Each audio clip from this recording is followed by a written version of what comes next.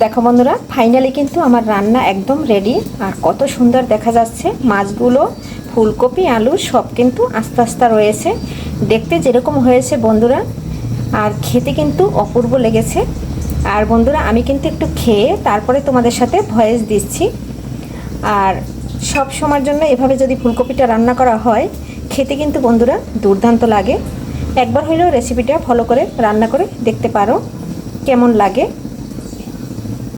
নমস্কার বন্ধুরা, সবাই কেমন আছো? আমি পাপড়ি কিচেন অ্যান্ড ব্লগ থেকে চলে আসলাম তোমাদের মাঝে। আজকে সকাল সকাল, শুক্রবারের সকাল, নাস্তা করে চলে গেছিলাম মার্কেটে। আর সোফা কিন্তু বন্ধুরা আগেই নিয়ে আসছি, সোফার কাভার অসম্পূর্ণ ছিল, আর কুশন কাভার, তার জন্য মার্কেটে গেছিলাম। এখন আমি সব কিছু নিয়ে আসছি। এটা কিন্তু বন্ধুরা সোফার কাভার, দেখো কালারটা কেমন হয়েছে বন্ধুরা। সোফার কাভারের কমেন্টে জানাতে ভুলবে না। আর কাভারটা কিন্তু এই কালার নিয়েছি, যেহেতু আমার সিঙ্গেল একটা আর ডবল ডবল দুইটা। আর এখানে সাথে নিয়েছি কুশন কাভার, হইল এটা। আর ভিতরে তো কুশন ঢুকেই নিয়েছি। কুশন কাভারটা কেমন লাগছে বন্ধুরা জানাতে পারো। দেখো বন্ধুরা, ফাইনালি কিন্তু একটা সোফায় কাভার পরিয়ে ফেলেছি। এই যে দেখো, আর কালারটা কেমন হয়েছে বন্ধুরা, কত সুন্দর দেখো। একটা কিন্তু আমি একদম পরিয়ে নিয়েছি। আর এই যে দেখো নিচের লুকটা দেখো, আর পুরো সোফার এটা কিন্তু এক সোফা। আর এখন কিন্তু এটা কিন্তু আমার ডবল সোফা, এরকম কিন্তু দুইটা। আর সোফার কালারটা তোমাদের কাছে বন্ধুরা কেমন লাগে জানাতে ভুলবে না। এটা আমার অনেক আগের কেনা, এতদিন আমি অন্য কাপড় দিয়ে ঢেকে রাখছিলাম। এই যে কাভার বানিয়ে আনলাম। দেখো বন্ধুরা, আমার 2 সিটের সোফার লুকটা দেখো, আর কেমন লাগছে বন্ধুরা। কাভার আর কুশন সেটটা কেমন লাগছে জানাবে বন্ধুরা। হ্যাঁ, দেখো বন্ধুরা, ফাইনাল লুকটা তোমাদের আর একবার দেখিয়ে দিচ্ছি। আর এটা দেখানোর পরে যাব রান্না করতে। কেমন হয়েছে বন্ধুরা, কালার দুইটা জানাবে। আর এখানে আনছি জালনার পর্দা, 3টা জালনার জন্য 6টা পর্দা এনেছি। আর এটা হইল মাঝখানের অংশটা। আর 2 রুমের দরজার জন্য দেখো দরজার পর্দা এনেছি। কেমন লাগছে বন্ধুরা পর্দার ডিজাইনটা এবং কালারটা, এটা জানাবে। আর এটা কিন্তু বন্ধুরা আমি একটা দরজার জন্য আমি 2টা আনছি 8 পাটের, 4 পাট। হ্যাঁ, মানে কুসাটা একটু বেশি পড়ার জন্য।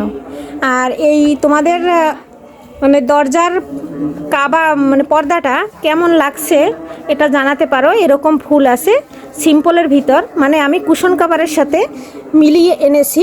আর এই যে দেখো অপর পাশটাও একটু দেখিয়ে দিচ্ছি, 2টা কালার আছে। এই যে মানে এটা কিন্তু উল্টা পাশ, আর এটা কিন্তু মানে যে পাশ পাইল পাশ। এটা কেমন হয়েছে বন্ধুরা জানাবে। বন্ধুরা, আমি কিন্তু এখন রান্না করতে চলে আসছি। দেখো তেলাপিয়া মাছ হলুদ লবণ দিয়ে সুন্দর করে মেখে নিচ্ছি। এটা দিয়ে রান্না করব ফুলকপি আলু। আর ফুলকপি আলু কেটে কিন্তু ধুয়ে নিয়েছি। ফুলকপিটা কেটে গরম পানি দিয়ে ভিজিয়ে অনেক সময় রেখে দিয়েছি, তারপরে ধুয়ে নিয়েছি। এই যে দেখো বন্ধুরা, ফুলকপিটা কিন্তু গরম জল দিয়ে সুন্দর করে ধুয়ে নিয়েছি। আর তাহলে কোনো পোকামাকড় থাকলে বের হয়ে যাবে। আর নতুন আলু একটু বড় বড় করে কেটে নিয়েছি, এটা দিয়েই আজকে রান্না করব। দেখো বন্ধুরা, এদিকে কড়াইতে তেল দিয়ে দিচ্ছি। কড়াইতে সুন্দর করে গরম হয়ে গেছে। এখন আমি মাছগুলো দিয়ে দিচ্ছি। দেখো বন্ধুরা, মাছগুলো কিন্তু সুন্দর করে দিয়ে দিয়েছি। এখন আমি লাল লাল করে ভেজে নেব। তেলাপিয়া মাছটা লাল লাল করে ভেজে ফুলকপি আলু রান্না করলে খেতে কিন্তু বন্ধুরা দুর্দান্ত হয়। দেখো বন্ধুরা, মাছটার একটা পাশ কত সুন্দর করে লাল করে ভেজে নিয়েছি, আর একটা পাশ উল্টে দিয়েছি। দেখো বন্ধুরা, মাছটা কিন্তু ভেজে তুলে নিয়েছি। এর যে আলুটা কিন্তু হালকা একটু হলুদ দিয়ে ভেজে নিচ্ছি। আর এটা কিন্তু আমি একটু লাল করে ভেজে নেব। দেখো বন্ধুরা, আলুটা কিন্তু ভাজা হয়ে গেছে, এখন আমি তুলে নিচ্ছি। দেখো বন্ধুরা, ফোড়নে 2টা জিরা দিয়ে দিয়েছি, কয়েকটা আস্তা জিরা, আর দিয়ে দিলাম 2টা তেজপাতা। আর এর ভিতরে কিন্তু আমি দিয়ে দেব ফুলকপিগুলো। ফুলকপিটা কিন্তু গরম জলে দিয়ে নিয়েছি, তাই দেখো অনেকটা সিদ্ধ ভাব হয়েছে। এখন কিন্তু আমি হাই জালে এটা সুন্দর করে ভেজে নেব। দেখো বন্ধুরা, আমি কিন্তু এখানে একটু হলুদ আর একটু লবণ দিয়ে নিয়েছি। আর এটা এখন আমি সুন্দর করে একটু লাল করে ভেজে নেব। যে জলটা ফুলকপিতে আছে সেই জলটা কিন্তু সম্পূর্ণ শুকিয়ে নেব। দেখো বন্ধুরা, ফুলকপিটা কিন্তু ভাজা হয়ে গেছে, এখন আমি তুলে নিচ্ছি।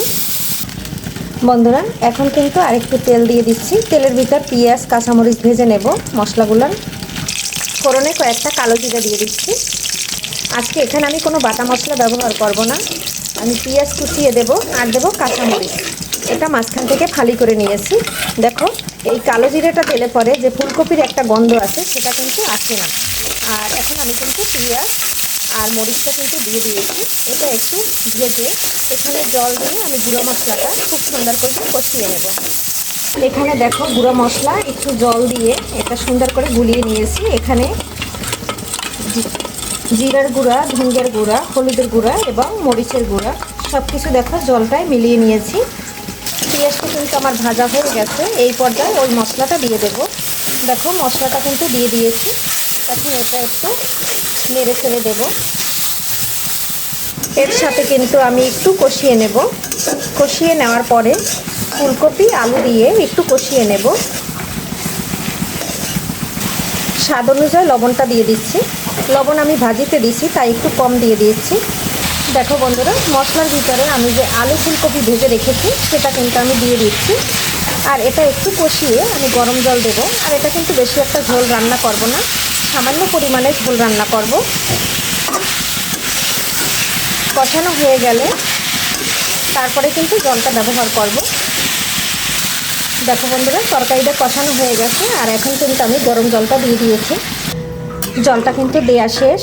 আর এখন একটু নেড়ে চেড়ে দিচ্ছি। বন্ধুরা, তোমরা যেরকম ঝোল রান্না করবে সেই রকম বুঝে জল দিবে। আমি কিন্তু বেশি একটা জল দেই নাই, অল্প দিয়েছি। ঝোলটা মাখা মাখা রান্না করব। দেখো বন্ধুরা, গরম জল দেওয়ার সাথে সাথে কিন্তু আমার ঝোলটা একদম ফুটে উঠেছে। আর এখন আমি মাছ ভাজাগুলো দিয়ে দিচ্ছি। মাছটা তো একবারে কড়া করে ভেজে নিয়েছি। আর এভাবে কড়া মাছ ভাজাই আমাদের কাছে ভালো লাগে। আমার ভিডিও কাছে এবং দূরে, দেশ ও দেশের বাহির থেকে যে বন্ধুরা দেখো, সুন্দর সুন্দর কমেন্ট করো, আমার ভিডিও বানানোর উৎসাহ জাগাও, সবার জন্য অসংখ্য অসংখ্য ভালোবাসা এবং দোয়া, আশীর্বাদ, শুভকামনা রইল। আর বন্ধুরা, যারা এখনও আমার ভিডিওটা দেখতেছো বা দেখা শুরু করছো, প্লিজ বন্ধুরা একটা লাইক দিয়ে দেখে নেবে। তোমাদের একটা লাইকের কারণে আমি যেতে পারবো নতুন নতুন বন্ধুদের কাছে। আর যে বন্ধুরা আমার ভিডিও সবসময় দেখো, এখনও সাবস্ক্রাইব করো নাই, প্লিজ বন্ধুরা একটু সাবস্ক্রাইব করে পাশে থেকে যেতে পারো। আর ভিডিওটা বন্ধুরা কেউ টেনে দেখবে না, যতটুকু ভালো লাগবে ততটুকু দেখবে, কিন্তু টেনে দেখবে না বন্ধুরা, তাহলে আমার চ্যানেলের অনেক ক্ষতি হবে। দেখো বন্ধুরা, আলুটা কিন্তু আমার সিদ্ধ হয়ে গেছে আর কপিটাও কিন্তু সিদ্ধ হয়ে গেছে, যেহেতু আমি ভেজে দিয়েছি। কারণ ভাজার সময় কিন্তু 80% সিদ্ধ হয়ে গেছিলো, এর জন্য কিন্তু ঝোলের পরিমাণটা কম দিয়েছি।